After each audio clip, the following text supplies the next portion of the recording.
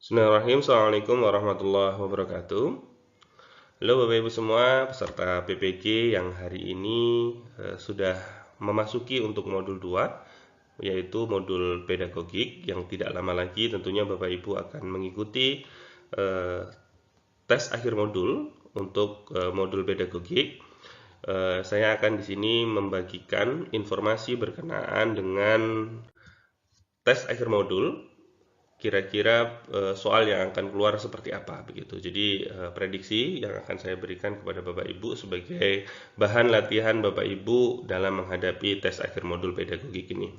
Jadi ketentuannya untuk tes akhir modul ini Bapak Ibu akan diberikan waktu selama 75 menit. Kemudian Bapak Ibu akan memperoleh 50 soal. Untuk waktunya memang belum ditentukan saat ini. Nanti jika sudah mendekati akhir untuk penyelesaian modul ini, karena setiap modul itu membutuhkan waktu 10 hari, dan kemudian ketika saya memberikan informasi ini sudah setengah perjalanan Bapak Ibu. Mudah-mudahan 1-2 hari ke depan akan muncul jadwal berkenaan dengan tes akhir modul pedagogik ini. Dan kemudian Bapak Ibu mohon ketika mengerjakan tes akhir modul betul-betul hati-hati, diteliti. Ketika satu kali mengerjakan kemudian nilainya belum mencapai 70, lebih aman 75, Bapak Ibu belum mencapai nilai 75, maka sebaiknya Bapak Ibu lakukan review terlebih dahulu. Jangan buru-buru kemudian melakukan tes ulang. Lakukan review terlebih dahulu, mana jawaban yang benar, mana jawaban yang salah. Kemudian Bapak Ibu akan memperoleh kesempatan sebanyak 3 kali begitu. Jadi ketika satu tes nilai Bapak Ibu misalnya masih memperoleh nilai di bawah 70 atau pas 70 begitu, sebaiknya Bapak Ibu melakukan review, kemudian sekali lagi dicoba untuk memperoleh nilai lebih tinggi lagi. Atau kalau Bapak Ibu ingin memperoleh nilai yang lebih baik lagi, mungkin bisa memanfaatkan sebanyak 3 kali. Baik Bapak Ibu, saya akan membagikan informasi berkenaan dengan prediksi apa saja soal yang akan keluar berkenaan dengan tes akhir modul pedagogik ini. Kita mulai Bapak Ibu. Bapak Ibu mungkin bisa sembari nanti memberikan jawabannya di kolom chat sembari saya membagikan informasi ini ya Bapak Ibu. Semisal nomor 1 nanti jawabannya A atau B bisa disampaikan di kolom chat, sekaligus Bapak Ibu bisa berlatih berkenaan dengan soal-soal yang nantinya keluar. Saya hanya memberikan prediksi ya Bapak Ibu ya. Baik, soal yang pertama, keuntungan utama penerapan model PBL dalam pembelajaran adalah A. Meningkatkan keterampilan berpikir kritis dan pemecahan masalah siswa. B. Memudahkan guru dalam menyampaikan seluruh materi dalam waktu singkat. C. Mengurangi beban guru karena siswa belajar secara mandiri. Yang D. Mengutamakan kecepatan siswa dalam menyelesaikan tugas dibandingkan pemahaman mendalam. Yang E. Membantu siswa menghafal konsep-konsep penting dalam pembelajaran. Kira-kira menurut Bapak Ibu jawaban yang benar apa? A. Meningkatkan keterampilan berpikir kritis dan pemecahan masalah. Soal nomor 2. Strategi yang paling efektif dalam mengevaluasi keberhasilan pembelajaran berbasis masalah adalah A. Memberikan tes pilihan ganda untuk mengukur pemahaman teori siswa.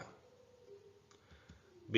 Menilai proses berpikir siswa melalui portofolio dan refleksi pembelajaran. C. Mengamati keterampilan siswa dalam mengerjakan soal secara individu. D. Memeriksa catatan siswa untuk memastikan mereka mencatat semua informasi penting. E. Melihat hasil akhir proyek atau solusi yang dihasilkan oleh kelompok siswa. Jawabannya adalah B. Menilai proses berpikir siswa melalui portofolio dan refleksi pembelajaran. Soal nomor 3. Dalam pembelajaran berbasis masalah atau PBL, peran guru lebih menekankan pada A. Menyampaikan materi secara langsung agar siswa lebih memahami konsep. B. Memberikan petunjuk dan membimbing siswa dalam mengidentifikasi masalah. C. Memfasilitasi diskusi kelompok dan mengarahkan siswa mencari solusi sendiri. D. Menguji pemahaman siswa dengan kuis dan ujian sebelum memberi materi tambahan. E. Membiarkan siswa menemukan solusi sendiri tanpa arahan apapun dari guru. Jawabannya adalah C. Memfasilitasi diskusi kelompok dan mengarahkan siswa mencari solusi mandiri. Soal nomor 4. Dalam model pembelajaran berbasis proyek atau PJBL, peran utama guru adalah A. Memfasilitasi proses pembelajaran dengan memberikan panduan dan sumber daya yang relevan. B. Membantu siswa dalam melakukan refleksi dan evaluasi terhadap proyek yang telah dikerjakan. C. Menyampaikan seluruh materi terlebih dahulu sebelum siswa memulai proyeknya. D. Memberikan umpan balik selama proses pengerjaan proyek agar siswa dapat melakukan perbaikan. E. Membiarkan siswa bekerja sepenuhnya tanpa campur tangan guru agar mereka lebih mandiri. Jawaban untuk soal nomor 4 adalah A. Memfasilitasi proses pembelajaran dengan memberikan panduan dan sumber daya yang relevan. Soal nomor 5. Salah satu indikator keberhasilan pembelajaran berbasis masalah adalah A. Siswa mampu menghafal dan mengulang konsep yang diajarkan guru. B. Siswa aktif bertanya dan berdiskusi untuk menemukan solusi masalah. C. Guru dapat menyelesaikan seluruh materi yang telah direncanakan. D. Siswa mengerjakan tugas yang diberikan tanpa harus berdiskusi. E. Seluruh siswa mendapat nilai tinggi dalam ujian akhir tanpa refleksi pembelajaran. Jawaban soal nomor 5 adalah B. Siswa aktif bertanya dan berdiskusi untuk menemukan solusi masalah. Soal nomor 6. Apa tujuan utama dari pendekatan differentiated instruction dalam pembelajaran? A. Memberikan pengalaman belajar yang sesuai dengan kesiapan, minat, dan profil belajar siswa. B. Menyesuaikan materi hanya bagi siswa dengan kesulitan belajar. C. Mengajarkan materi yang sama dengan metode yang seragam untuk semua siswa.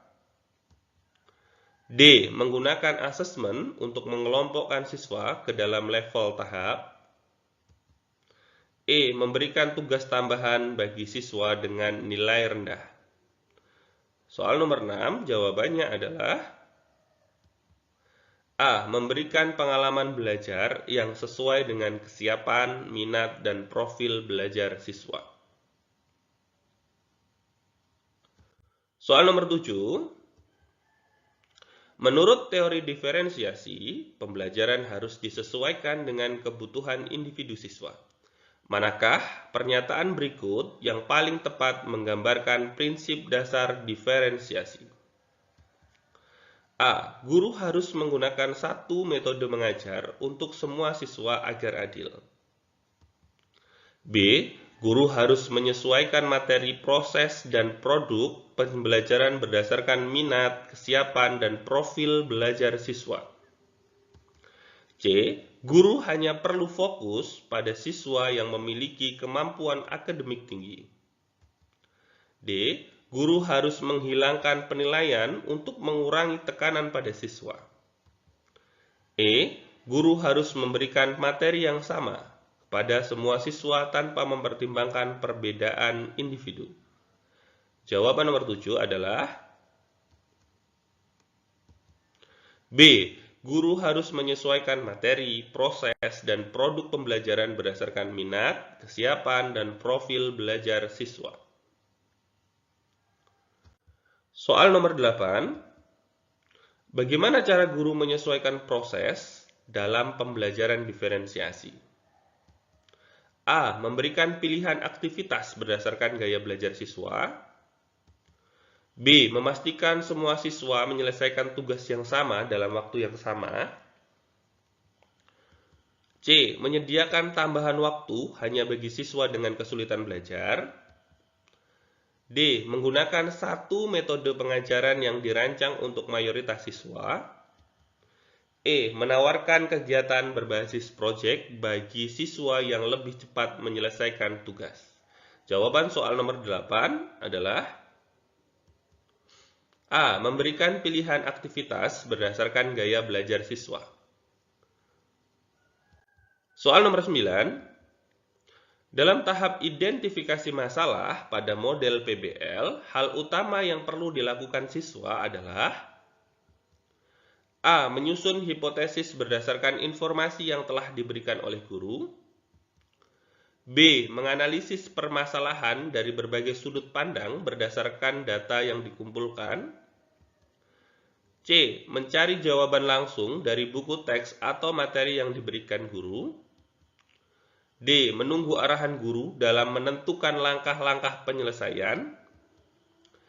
E. Langsung membuat solusi tanpa memahami latar belakang masalah. Jawaban nomor 9 adalah B. Menganalisis permasalahan dari berbagai sudut pandang berdasarkan data yang dikumpulkan. Soal nomor 10. Dalam praktik, differentiated instruction produk mengacu pada A. Cara siswa menunjukkan pemahaman mereka dalam berbagai format sesuai preferensi mereka. B. Tes tertulis standar yang digunakan untuk semua siswa. C. Pemberian tugas tambahan bagi siswa yang belum mencapai standar kompetensi. D. Memberikan proyek dengan satu format tertentu yang sama untuk seluruh kelas. E. Membiarkan siswa memilih format tugas tetapi tetap mempertahankan standar akademik yang sama. Jawaban soal nomor 10 adalah A. Cara siswa menunjukkan pemahaman mereka dalam berbagai format sesuai preferensi mereka. Soal nomor 11. Jelaskan bagaimana konsep dasar differentiated learning dapat diterapkan dalam pembelajaran PAI untuk memenuhi kebutuhan belajar siswa yang beragam. A. Menjelaskan definisi differentiated learning tanpa contoh konkret. B. Menjelaskan definisi dan menyebutkan satu prinsip differentiated learning. C. Menjelaskan definisi, prinsip, dan memberikan satu contoh sederhana dalam PAI. D. Menjelaskan definisi, prinsip, dan memberikan contoh konkret dalam PAI dengan analisis kebutuhan siswa. E. Menjelaskan definisi, prinsip, contoh konkret, serta strategi evaluasi dampaknya dalam PAI. Jawaban soal nomor 11 adalah E. Menjelaskan definisi, prinsip, contoh konkret, serta strategi evaluasi dampaknya dalam PAI. Soal nomor 12. Dalam differentiated based learning, guru PAI harus menyesuaikan pembelajaran berdasarkan kesiapan, minat, dan profil belajar siswa. Manakah strategi berikut yang paling sesuai dengan pendekatan ini? A. Menyampaikan materi PAI secara klasikal tanpa mempertimbangkan perbedaan siswa. B. Memberikan tugas tambahan bagi siswa yang berprestasi tinggi agar mereka tidak bosan. C. Menggunakan satu metode pembelajaran tetapi menyesuaikan tingkat kesulitannya.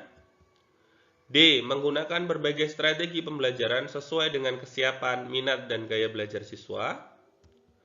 E. Mendesain pembelajaran yang fleksibel dengan strategi yang beragam, menggunakan asesmen formatif untuk menyesuaikan kebutuhan setiap siswa. Jawaban soal nomor 12 yaitu Mendesain pembelajaran yang fleksibel dengan strategi yang beragam, menggunakan asesmen formatif untuk menyesuaikan kebutuhan setiap siswa. Soal nomor 13. Dalam konteks pembelajaran PAI berbasis TIPEC, bagaimana seorang guru dapat mengintegrasikan teknologi secara efektif? A. Menggunakan PowerPoint untuk menyampaikan materi secara klasikal. B. Memanfaatkan video pembelajaran untuk memperjelas konsep agama Islam. C. Menggunakan Learning Management System atau LMS untuk memberikan tugas dan materi pada siswa. D. Memadukan berbagai teknologi interaktif seperti simulasi, diskusi online, dan asesmen digital untuk meningkatkan pemahaman siswa. Mendesain pembelajaran berbasis teknologi yang sesuai dengan kebutuhan siswa, mengintegrasikan alat digital secara kreatif, dan menerapkan asesmen berbasis teknologi secara berkelanjutan. Jawaban soal nomor 13 yaitu mendesain pembelajaran berbasis teknologi yang sesuai dengan kebutuhan siswa, mengintegrasikan alat digital secara kreatif, dan menerapkan asesmen berbasis teknologi secara berkelanjutan. Soal nomor 14. Bagaimana penerapan TIPEC dalam pembelajaran PAI dapat meningkatkan keterampilan berpikir kritis siswa? A. Siswa menghafal ayat dan hadis menggunakan aplikasi digital. B. Guru memberikan materi dengan ceramah lalu menguji pemahaman siswa melalui ujian daring. C. Siswa diberikan akses ke sumber digital untuk mengeksplorasi berbagai tafsir Al-Quran dan hadis. D. Guru memandu siswa dalam menganalisis dan membandingkan berbagai pandangan ulama melalui diskusi berbasis platform digital. Siswa secara mandiri meneliti, mengevaluasi, dan menyajikan analisis mereka tentang isu-isu Islam kontemporer menggunakan berbagai media teknologi. Jawaban nomor 14 yaitu Siswa secara mandiri meneliti, mengevaluasi, dan menyajikan analisis mereka tentang isu-isu Islam kontemporer menggunakan berbagai media teknologi. Soal nomor 15. Seorang guru PAI ingin menggunakan teknologi untuk memfasilitasi pembelajaran berbasis problem project based learning. Strategi mana yang paling sesuai dengan pendekatan TIPEC? A. Siswa menonton video ceramah keagamaan di YouTube dan merangkum isinya. B. Guru meminta siswa membuat presentasi PowerPoint tentang sejarah Islam. C. Siswa melakukan penelitian daring mengenai dampak media sosial terhadap akhlak remaja dan menyajikannya dalam bentuk esai digital. D. Siswa mengembangkan proyek dakwah digital dengan berbagai media, boleh blog, podcast, atau video interaktif, dan mempresentasikannya dalam forum diskusi daring. Siswa secara kolaboratif merancang kampanye edukasi Islam berbasis multimedia menggunakan berbagai teknologi, website, animasi, dan media sosial, serta mengukur dampaknya melalui data analitik digital. Jawaban soal nomor 15 yaitu yang Siswa secara kolaboratif merancang kampanye edukasi Islam berbasis multimedia menggunakan berbagai teknologi, website, animasi, dan media sosial, serta menggunakan dampaknya melalui data analitik digital. Soal nomor 16. Dalam pembelajaran PAI berbasis TIPEC, bagaimana cara terbaik untuk menyesuaikan teknologi dengan prinsip pedagogi yang efektif? A. Memilih teknologi tanpa mempertimbangkan kesesuaian dengan metode pembelajaran. B. Menggunakan teknologi hanya untuk membuat pembelajaran lebih menarik. C. Mengintegrasikan teknologi yang mendukung interaksi siswa dalam pembelajaran berbasis diskusi. D. Menggunakan teknologi untuk memperkuat strategi pembelajaran aktif seperti eksplorasi mandiri dan pembelajaran berbasis proyek. Menyesuaikan teknologi dengan kebutuhan pembelajaran, memastikan keselarasan dengan strategi pedagogis, dan terus mengevaluasi efektivitas penggunaan dalam meningkatkan pemahaman siswa. Jawaban soal nomor 16 yaitu E. Menyesuaikan teknologi dengan kebutuhan pembelajaran, memastikan keselarasan dengan strategi pedagogis, dan terus mengevaluasi efektivitas penggunaannya dalam meningkatkan pemahaman siswa. Soal nomor 17. Dalam konsep TPEC, bagaimana peran Content Knowledge atau CK dalam pembelajaran PAI yang berbasis teknologi? A. Hanya mengandalkan buku teks sebagai sumber utama materi. B. Menggunakan teknologi untuk menampilkan konten secara visual tanpa penguatan pemahaman. C. Mengombinasikan berbagai sumber digital untuk memperkaya materi keislaman. D. Memilih teknologi yang membantu siswa mengeksplorasi dan memahami konten Islam secara lebih dalam. E. Mengembangkan pembelajaran yang menghubungkan teori dan praktik Islam dengan teknologi, serta memberikan pengalaman belajar yang interaktif dan kontekstual. Jawaban soal nomor 17 yaitu E. Mengembangkan pembelajaran yang menghubungkan teori dan praktik Islam dengan teknologi, serta memberikan pengalaman belajar yang interaktif dan kontekstual. Soal nomor 18. Seorang guru ingin menggunakan teknologi untuk meningkatkan pemahaman siswa terhadap hukum Islam atau fikih. Strategi mana yang paling efektif? A. Siswa membaca buku teks digital tentang fikih. B. Guru menampilkan video tentang praktik ibadah sehari-hari. C. Siswa mengakses aplikasi simulasi interaktif tentang praktik ibadah. D. Siswa berdiskusi dan menganalisis kasus fikih melalui forum daring berbasis teknologi. E. Siswa menggunakan berbagai teknologi untuk mengeksplorasi, menganalisis, dan membuat simulasi hukum fikih dalam konteks kehidupan nyata, serta mempresentasikannya dalam platform digital. Soal nomor 18 jawabannya yaitu E. Siswa menggunakan berbagai teknologi untuk mengeksplorasi, menganalisis, dan membuat simulasi hukum fikih dalam konteks kehidupan nyata, serta mempresentasikannya dalam platform digital. Soal nomor 19. Bagaimana pendekatan mindful learning dapat diterapkan dalam pembelajaran PAI? A. Siswa membaca teks Al-Quran dan hadis tanpa refleksi terhadap maknanya. B. Siswa hanya mendengarkan ceramah agama tanpa keterlibatan aktif. C. Siswa terlibat dalam diskusi mendalam dan praktik ibadah dengan kesadaran penuh. D. Siswa melakukan refleksi atas ajaran Islam dan mengaitkannya dengan pengalaman pribadi. E. Siswa menginternalisasi nilai-nilai Islam melalui meditasi reflektif, praktik ibadah yang khusyuk, dan penerapan dalam kehidupan sehari-hari. Jawaban nomor 19 yaitu E. Siswa menginternalisasi nilai-nilai Islam melalui meditasi reflektif, praktik ibadah yang khusyuk, dan penerapan dalam kehidupan sehari-hari. Soal nomor 20.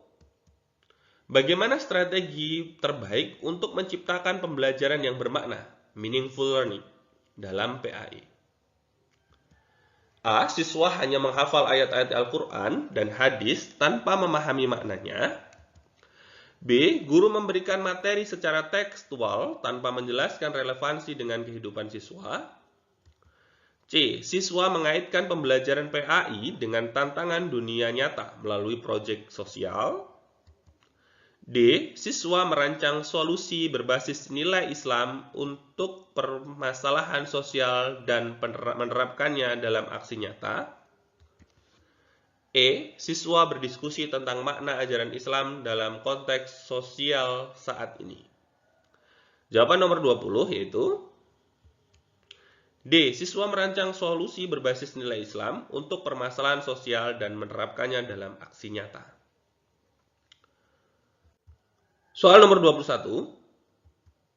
Dalam pembelajaran PAI, bagaimana joyful learning dapat diterapkan secara efektif? A. Guru mengintegrasikan teknologi interaktif seperti kuis digital dalam pembelajaran. B. Guru hanya menggunakan metode ceramah tanpa interaksi. C. Siswa diajak bermain game edukatif tanpa adanya refleksi mendalam. D. Pembelajaran dirancang dengan pendekatan gamifikasi, seni, dan pengalaman kolaboratif yang menyenangkan sekaligus membangun pemahaman dan kecintaan pada ajaran Islam. Kemudian yang E, siswa terlibat dalam kegiatan kreatif seperti drama keislaman, musik religi, atau proyek multimedia berbasis Islam. Jawaban yang tepat untuk nomor 21 yaitu D. Soal nomor 22. Seorang guru PAI ingin menerapkan mindful learning dalam memahami konsep ihsan. Strategi mana yang paling tepat? A. Meminta siswa menuliskan pengertian ihsan tanpa menganalisisnya lebih lanjut. B. Menjelaskan definisi ihsan secara teoritis tanpa keterlibatan siswa. C. Siswa melakukan studi kasus tentang penerapan ihsan dalam kehidupan nyata. D. Siswa secara aktif mempraktikkan ihsan melalui kegiatan reflektif, meditasi spiritual, dan proyek sosial berbasis kasih sayang serta keikhlasan. E. Guru membimbing siswa dalam latihan kesadaran kontemplatif praktis untuk merasakan makna ihsan dalam ibadah dan interaksi sosial. Jawaban nomor 22 yaitu E. Guru membimbing siswa dalam latihan kesadaran kontemplatif praktis untuk merasakan makna ihsan dalam ibadah dan interaksi sosial. Soal nomor 23.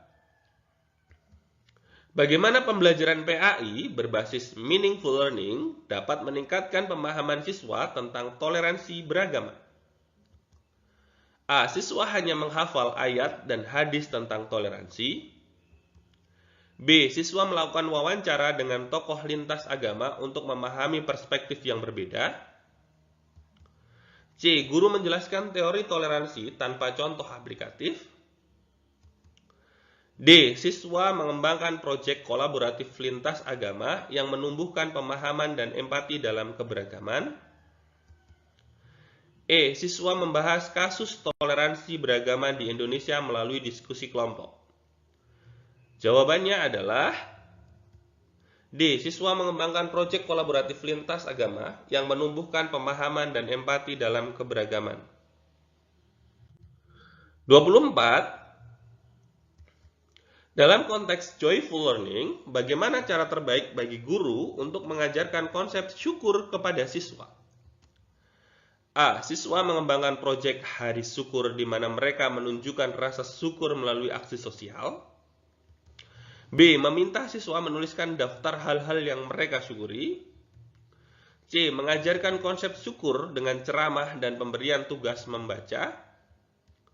D. Pembelajaran berbasis pengalaman, di mana siswa menjalani tantangan hidup sederhana selama sehari, lalu merefleksikan dan mengekspresikan syukur dalam bentuk seni, cerita, atau media kreatif lainnya. E. Siswa membuat jurnal syukur dan berbagi pengalaman dalam kelompok. Jawaban nomor 24 yaitu D. Pembelajaran berbasis pengalaman di mana siswa menjalani tantangan kehidupan sederhana selama sehari, lalu merefleksikan dan mengekspresikan syukur dalam bentuk seni, cerita, atau media kreatif lainnya. Soal nomor 25. Dalam konteks supervisi klinis, untuk pembelajaran PAI, bagaimana cara terbaik seorang guru dapat merefleksikan efektivitas pengajaran berdasarkan bimbingan konseling? A. Guru melakukan analisis rekaman mengajar bersama supervisor untuk mengidentifikasi area peningkatan. B. Guru hanya meminta umpan balik dari siswa tanpa diskusi lebih lanjut. C. Supervisor memberikan kritik langsung tanpa refleksi bersama guru. D. Guru membuat jurnal reflektif mengenai pengalaman mengajarnya dan mendiskusikannya dengan supervisor. E. Guru mendengarkan masukan supervisor tanpa melakukan perbaikan konkret dalam strategi mengajarnya. Jawaban nomor 25 yaitu A. Guru melakukan analisis rekaman mengajar bersama supervisor untuk mengidentifikasi area peningkatan. Nomor 26. Dalam supervisi klinis, bagaimana peran bimbingan konseling dalam meningkatkan kualitas pengajaran PAI?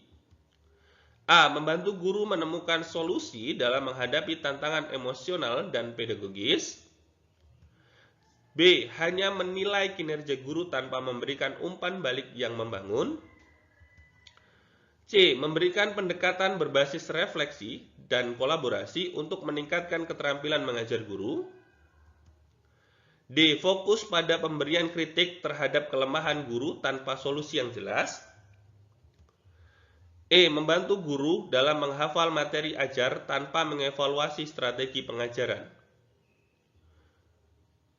Jawaban nomor 26 yaitu C. Memberikan pendekatan berbasis refleksi dan kolaborasi untuk meningkatkan keterampilan mengajar guru. Soal nomor 27. Bagaimana strategi supervisi klinis yang efektif dalam membimbing guru PAI menghadapi kesulitan mengajar siswa dengan kebutuhan khusus? A. Supervisor memberikan pelatihan dan simulasi interaktif terkait pengajaran inklusif dalam PAI. B. Guru hanya diberi teori tentang pendidikan inklusif tanpa praktik nyata. C. Guru diberi kebebasan penuh untuk menghadapi siswa tanpa bimbingan supervisor. D. Guru mendiskusikan pengalaman mengajarnya dan diberikan solusi berbasis kasus oleh supervisor. E. Supervisor hanya menilai performa guru tanpa memberikan pendampingan dalam pengajaran inklusif. Jawaban soal nomor 27 yaitu A. Supervisor memberikan pelatihan dan simulasi interaktif terkait pengajaran inklusif dalam PAI. 28. Apa langkah utama dalam pendekatan supervisi klinis untuk meningkatkan efektivitas layanan bimbingan konseling dalam pembelajaran PAI? A. Observasi, refleksi, umpan balik, dan perbaikan strategi pembelajaran.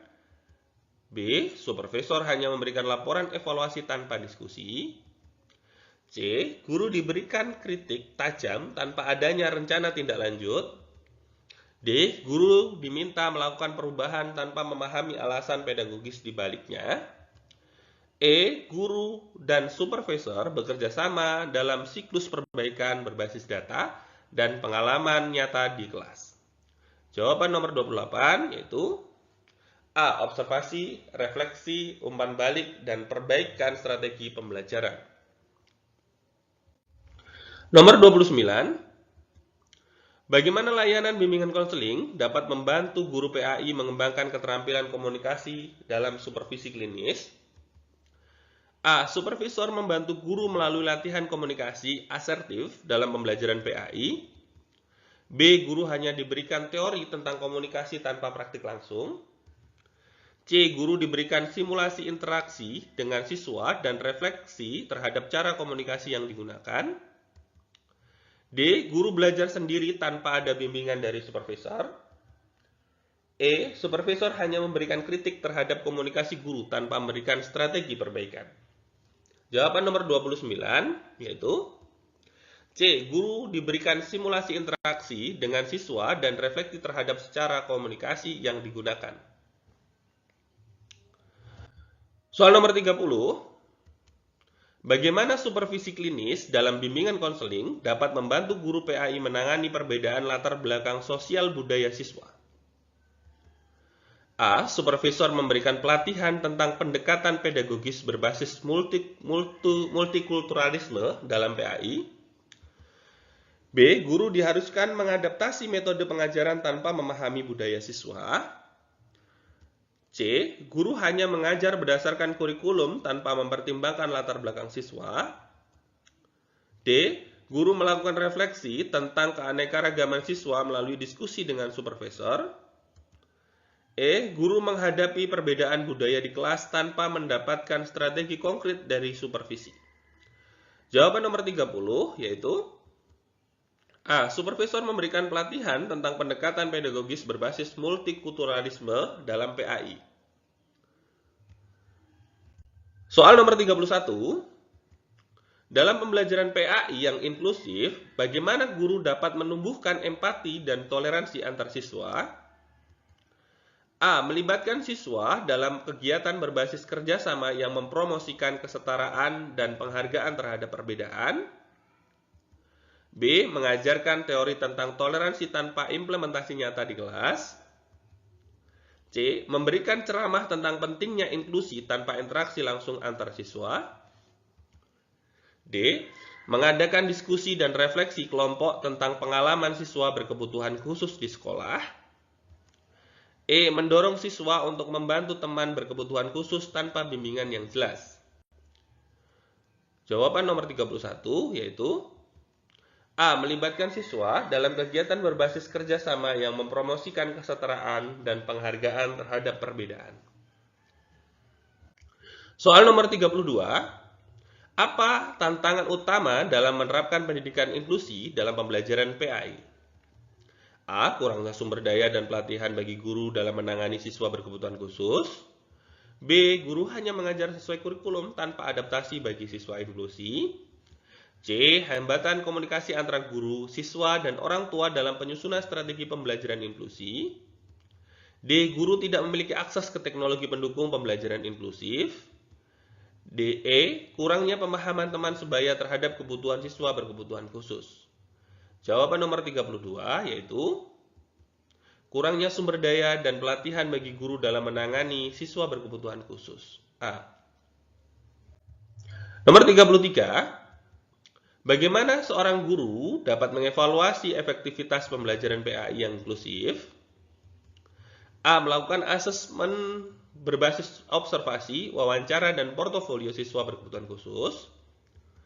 B. Memberikan ujian yang sama kepada semua siswa tanpa menyesuaikan bagi siswa inklusif. C. Menggunakan asesmen formatif yang mempertimbangkan keunikan setiap siswa dalam memahami ajaran Islam. D. Hanya mengandalkan nilai ujian tertulis tanpa mempertimbangkan metode evaluasi alternatif.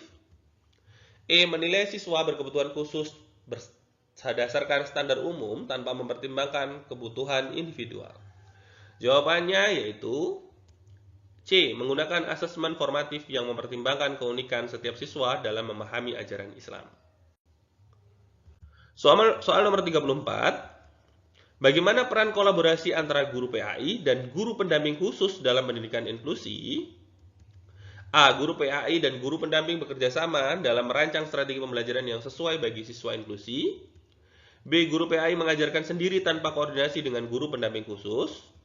C. Guru PAI hanya meminta masukan dari guru pendamping tanpa menerapkan dalam pembelajaran. D. Guru pendamping khusus menangani siswa inklusif secara terpisah tanpa keterlibatan guru PAI. E. Guru PAI mengandalkan diskusi rutin dengan guru pendamping untuk menyesuaikan metode ajar berdasarkan perkembangan siswa. Jawaban nomor 34 yaitu A. Guru PAI dan guru pendamping bekerja sama dalam merancang strategi pembelajaran yang sesuai bagi siswa inklusi. Soal nomor 35. Dalam pembelajaran PAI yang inklusif, bagaimana guru dapat membangun motivasi belajar bagi siswa berkebutuhan khusus? A. Menciptakan lingkungan belajar yang suportif, adaptif, dan berbasis kekuatan setiap siswa. B. Menyamaratakan ekspektasi tanpa mempertimbangkan keunikan siswa inklusi. C. Memberikan apresiasi atas usaha siswa dalam memahami ajaran Islam tanpa hanya berfokus pada hasil. D. Mengandalkan hukuman untuk mendisiplinkan siswa berkebutuhan khusus. E. Menerapkan metode belajar berbasis proyek dan melibatkan siswa dalam eksplorasi ajaran Islam sesuai kemampuan mereka. Jawaban nomor 35 yaitu A. Menciptakan lingkungan belajar yang suportif, adaptif, dan berbasis kekuatan setiap siswa. Nomor 36. Apa pendekatan terbaik untuk mengajarkan akhlak dalam Islam kepada siswa dengan gangguan perilaku? A. Menggunakan pendekatan berbasis kasih sayang dan refleksi terhadap konsekuensi dari setiap tindakan. B. Memberikan hukuman fisik untuk menegakkan disiplin dalam pembelajaran PAI. C. Melibatkan siswa dalam diskusi empati dan simulasi peran untuk memahami nilai-nilai Islam. D. Mengabaikan perilaku siswa dengan alasan itu bukan tanggung jawab guru PAI. E. Membantu siswa memahami nilai akhlak melalui metode pembelajaran berbasis pengalaman dan keterlibatan sosial. Jawaban nomor 36 yaitu A. Menggunakan pendekatan berbasis kasih sayang dan refleksi terhadap konsekuensi dari setiap tindakan. Soal nomor 37. Bagaimana strategi terbaik dalam mengajarkan materi PAI kepada peserta didik Gen Z yang cenderung memiliki karakteristik digital natif? A. Memanfaatkan media digital interaksi seperti video, podcast, dan game edukatif dalam pembelajaran PAI. B. Menggunakan metode ceramah tanpa melibatkan teknologi dalam penyampaian materi. C. Memberikan tugas berbasis eksplorasi digital seperti membuat konten dakwah di media sosial. D. Mengandalkan buku teks sebagai satu-satunya sumber belajar bagi peserta didik Gen Z. E. Menggunakan aplikasi kuis interaktif dan pembelajaran berbasis gamifikasi. Jawaban nomor 37 yaitu A. Memanfaatkan media digital interaktif seperti video, podcast, dan game edukatif dalam pembelajaran PAI. Nomor 38. Bagaimana karakteristik utama peserta didik generasi Alpha yang membedakannya dari generasi Z dalam pembelajaran PAI?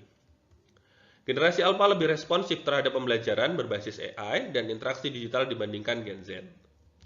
B. Generasi Alpha lebih tertarik pada pembelajaran berbasis tradisional tanpa teknologi. C. Generasi Alpha memiliki rentang perhatian lebih pendek dibandingkan dengan Gen Z, sehingga membutuhkan metode pembelajaran yang lebih visual dan dinamis. D. Generasi Alpha cenderung lebih tertutup terhadap perkembangan teknologi dalam belajar. E. Generasi Alpha memiliki kemampuan multitasking yang lebih tinggi dibandingkan dengan Gen Z dalam menyerap informasi. Jawaban nomor 38 yaitu generasi Alpha memiliki rentang perhatian lebih pendek dibandingkan Gen Z, sehingga membutuhkan metode pembelajaran yang lebih visual dan dinamis. 39. Dalam menyampaikan materi PAI kepada peserta didik generasi Z dan Alpha, bagaimana cara terbaik untuk meningkatkan keterlibatan mereka? A. Menggunakan pendekatan blended learning yang menggabungkan pembelajaran tatap muka dan digital. B. Menghindari penggunaan teknologi karena dianggap mengganggu fokus belajar siswa. C. Mengajak siswa untuk berpartisipasi aktif melalui proyek berbasis komunitas dan media digital. D. Menggunakan metode satu arah tanpa memberikan ruang diskusi dan eksplorasi.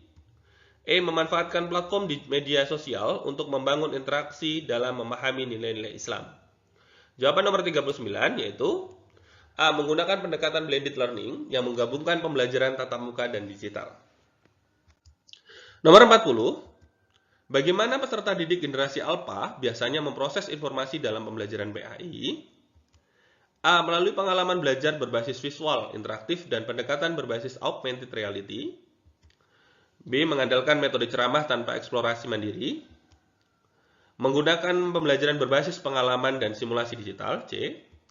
D. Cenderung pasif dalam menerima informasi tanpa keterlibatan aktif dalam pembelajaran. E. Lebih mudah memahami materi dengan kombinasi audio, video, dan storytelling interaktif.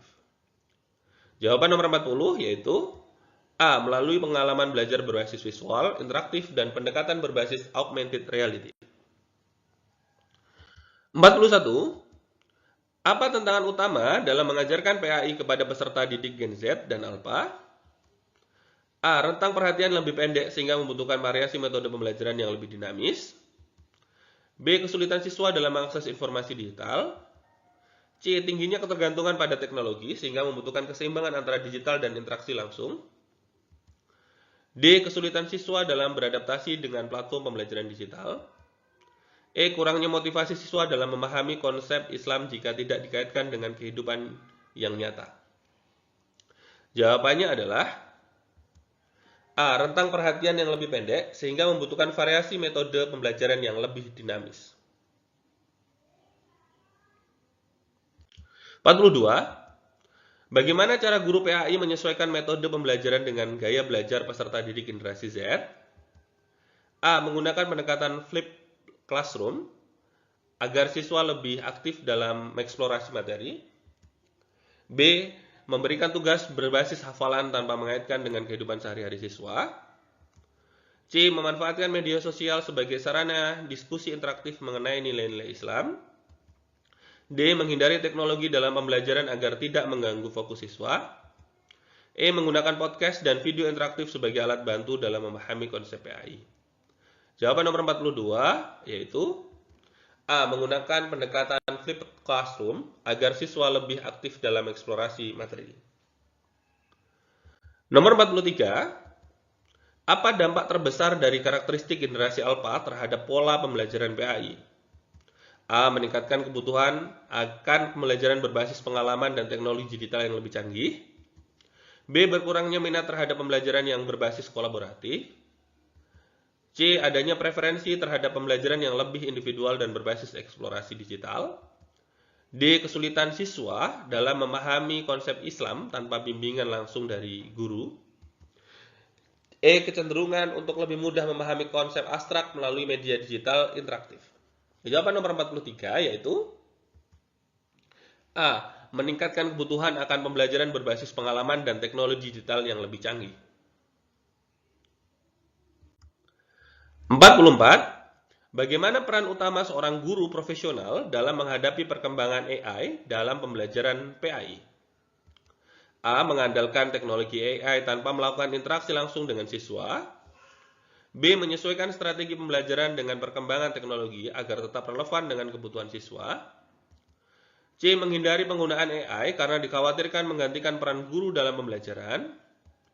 D. Memanfaatkan AI sebagai alat bantu untuk meningkatkan efektivitas pembelajaran, bukan menggantikan peran guru. E. Menggunakan AI untuk memberikan umpan balik otomatis kepada siswa dalam memahami konsep Islam. Jawaban nomor 44 yaitu D. Memanfaatkan AI sebagai alat bantu untuk meningkatkan efektivitas pembelajaran, bukan menggantikan peran guru. Nomor 45. Apa tantangan utama bagi guru PAI dalam mengintegrasikan AI dalam pembelajaran? A. Ketergantungan penuh pada AI tanpa mempertimbangkan pendekatan humanistik dalam pembelajaran. B. Kurangnya pemahaman tentang bagaimana AI dapat digunakan secara efektif dalam pembelajaran. C. Adanya resistensi dari sebagian guru dalam mengadopsi teknologi AI karena faktor kebiasaan. D. Keterbatasan akses terhadap teknologi AI yang berkualitas di beberapa sekolah.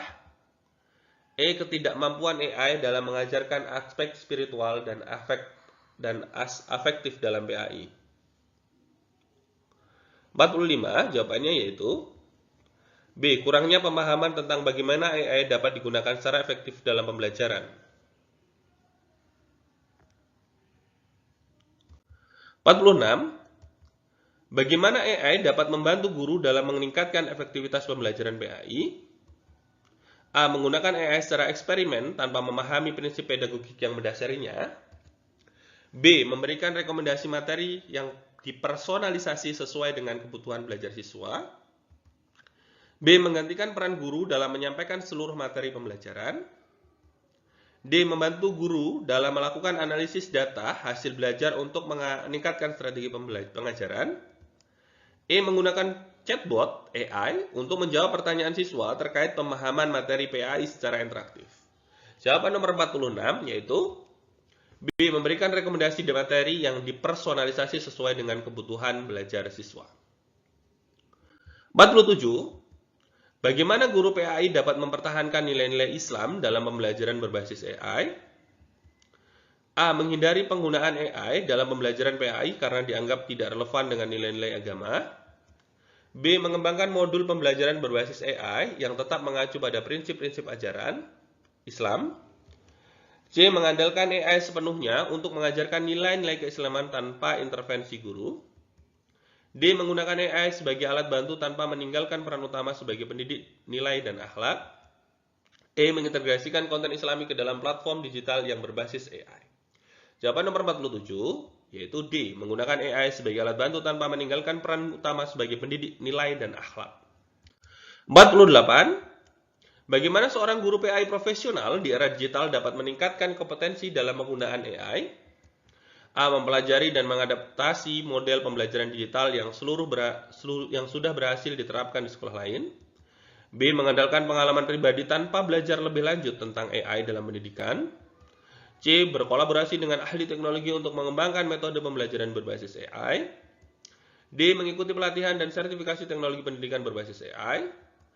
E. Menggunakan AI tanpa memahami prinsip pedagogik yang mendasarinya. Jawaban nomor 48 yaitu D. Mengikuti pelatihan dan sertifikasi teknologi pendidikan berbasis AI. 49. Bagaimana peran teknologi AI dalam membantu asesmen pembelajaran PAI? A. Mempermudah analisis hasil belajar siswa melalui sistem evaluasi otomatis berbasis AI.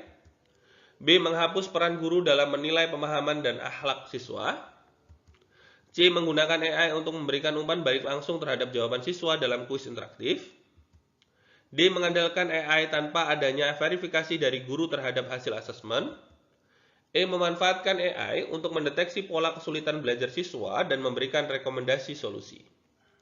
Jawaban nomor 49 yaitu A. Mempermudah analisis belajar siswa melalui sistem evaluasi otomatis berbasis AI.